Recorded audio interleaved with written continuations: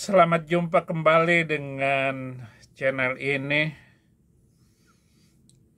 Kali ini saya berbicara masalah sholat 5 waktu, numpang video Ade Armando. Jadi Ade Armando bikin isu, saya tekan habis. Begitu caranya menggunakan setiap kesempatan. Sebenarnya kewajiban sholat 5 waktu bagi umat Islam itu tidak ada dalam Al-Quran. Pernyataan ini sekarang kembali menyebar viral melalui video yang menampilkan ceramah Buya Syakur. Dia ini profesor kajian Islam yang meninggal tahun lalu. Dalam videonya dia bilang kalau merujuk pada Al-Quran, sholat Nabi Muhammad itu 3 kali. Ini tentu menarik buat umat Islam. Selama ini kan ada keyakinan bahwa sholat itu 5 waktu. Ternyata sholat 5 waktu itu ada di hadis, bukan di Al-Quran. Hadis-hadis itu pun bisa diinterpretasikan dengan lebih dari satu cara. Apalagi kalau umat Islam buka Al-Quran. Soal sholat itu ada di beberapa ayat. Salah satunya adalah di surat Al-Isra ayat 78. Terjemahan ayatnya begini. Dirikanlah sholat dari sesudah matahari tergelincir sampai gelap malam, dan dirikanlah pula sholat subuh. Coba dibaca ulang sekali lagi. Hitung berapa kali sholat yang disebut. Jumlahnya sebenarnya tidak jelas. Kalau yang mau digunakan untuk rujukan adalah kata sesudah matahari tergelincir, kemudian gelap malam, dan sholat subuh, kita hanya menemukan 3 kali sholat. Itu yang pertama. Yang kedua adalah surat Hud ayat 114. Ntar dulu Bang Ade, memang ajaran Islam lebih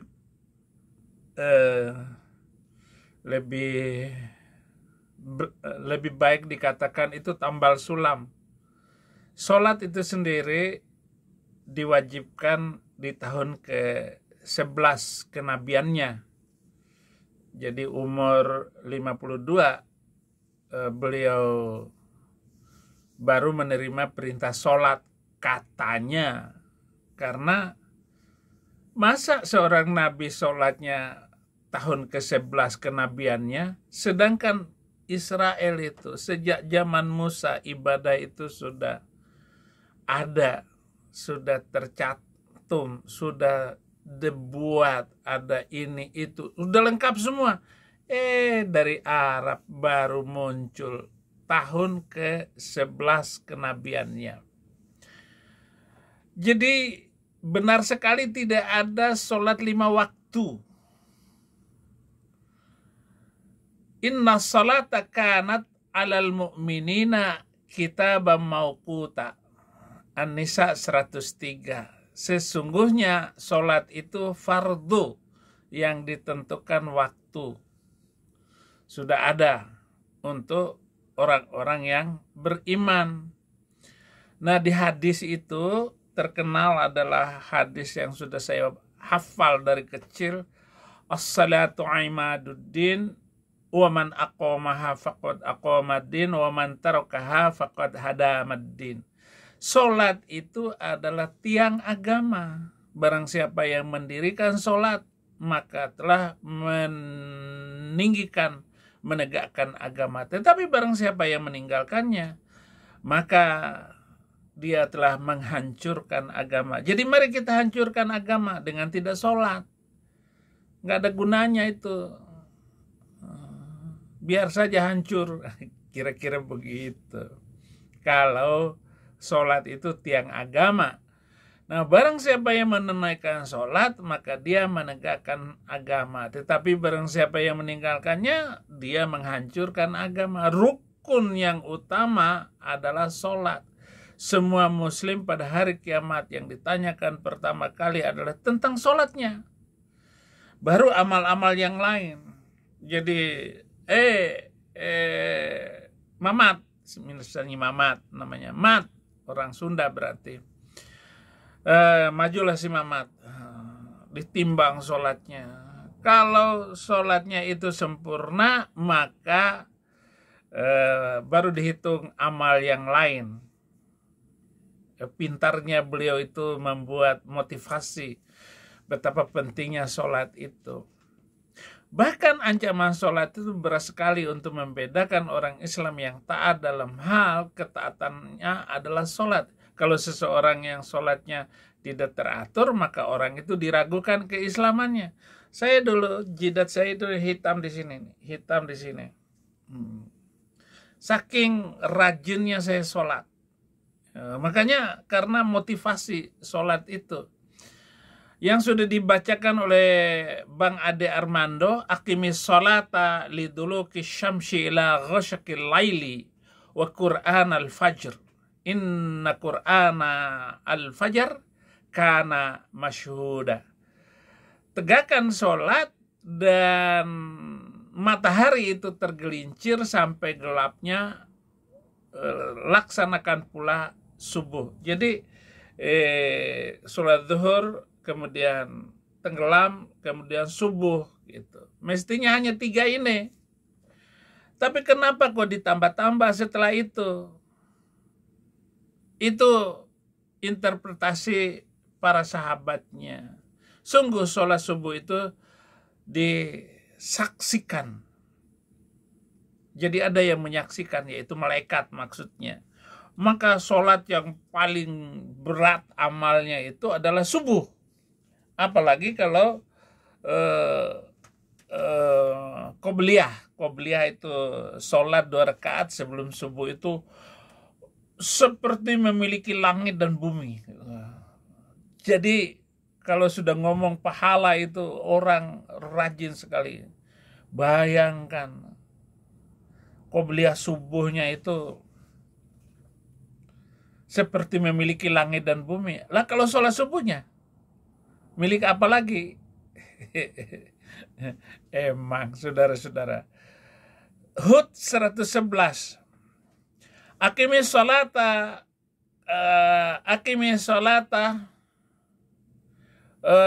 tarafin nahara wa zulfa minal laili innal hasanata yadhhibina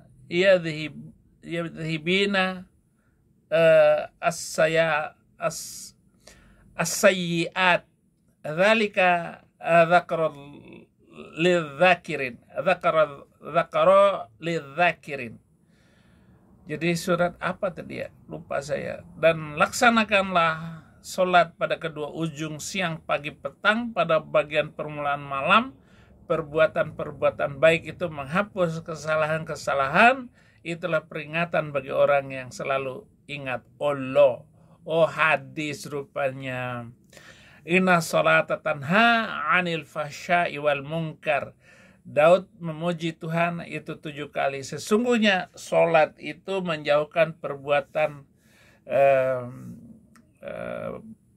busuk dan menentang, berontak, mungkar. Perbuatan-perbuatan mungkar itu. Jadi bisa dilawan dengan sholat. Tapi berapa orang yang sholat jahat semua, berapa orang yang sholat semuanya jahat. Bayangkan itu wakil presiden dulu si Yusuf Kala itu. Sholat itu sholat. Si tua wakil presiden itu. Tetapi dialah yang memerintahkan saya ditangkap. Apa alasannya saya harus ditangkap katanya? Tangkap dulu. Kalau Mahfud MT, tangkap dulu, nanti periksa belakangan. Cari-cariin pasal-pasal yang tepat dari ucapan-ucapan saya. Itu semua pasal karet untuk menangkap saya. Pasal karet pasal 165A, coba bayangkan. Itu si Kace dihukum, divonis 10 tahun. Betapa tidak beradabnya itu bangsa Indonesia dengan hukum pasal karet berkaitan dengan agama yang dinista. Nah, sekarang mari kita masuk perbandingan di Alkitab. Daud memuji Tuhan 7 kali setiap hari. Mazmur 16 ayat 7, aku memuji Tuhan yang telah memberi nasihat kepadaku. Ya, pada waktu malam hati nuraniku mengajari aku. Saudara, sholat itu sama dengan memuji Tuhan kalau di dalam Alkitab. Tetapi tidak ada aturan jengkang-jengking 5 kali sehari, jengkang-jengking, itu nggak ada. Itu semua ternyata sholat itu mengikuti ajaran pagan di bangsa Quraisy dan juga Nasrani dari yang sudah kita ini, saudara-saudara yang kita ikutin, Nasrani itu. Mazmur 119 ayat 164.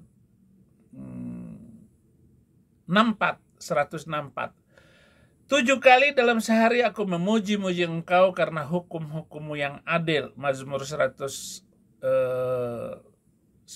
tadi 7 kali di dalam Daud. Tetapi bukan gerakan jengkang-jengkingnya itu.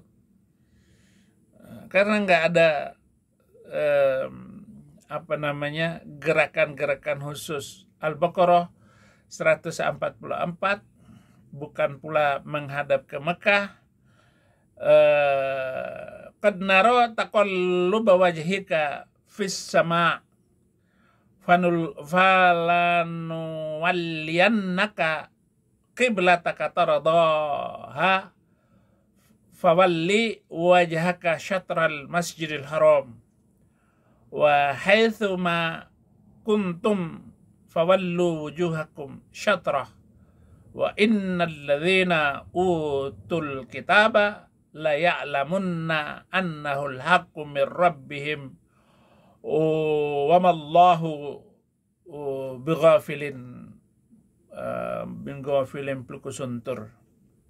Kami melihat wajahmu, Muhammad, sering menengadah ke langit, maka akan kami palingkan engkau ke kiblat yang engkau senangi.